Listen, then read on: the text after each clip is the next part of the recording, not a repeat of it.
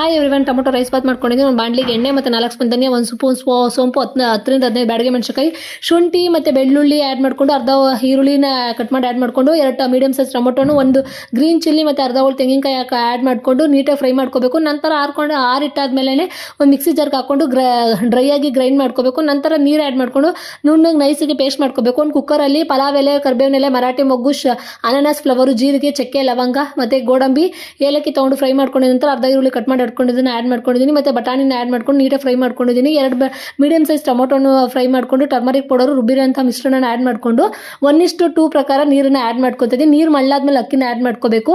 ನಾನು ಇವಾಗ ರುಚಿಗೆ ಎಷ್ಟು ಬೇಕೋ ಅಷ್ಟು ಉಪ್ಪನ್ನು ಆ್ಯಡ್ ಮಾಡ್ಕೊಂಡು 1 ಗ್ಲಾಸ್ ಅಕ್ಕಿಗೆ 2 ಗ್ಲಾಸ್ ನೀರು ಆ ಥರ ಆ್ಯಡ್ ಮಾಡ್ಕೊಳ್ಳಿ.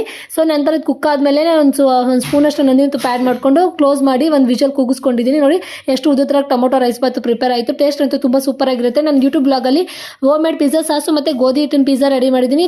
ಟೈಮ್ ಇದ್ರೆ ಚೆಕ್ ಮಾಡಿ ನೋಡಿ.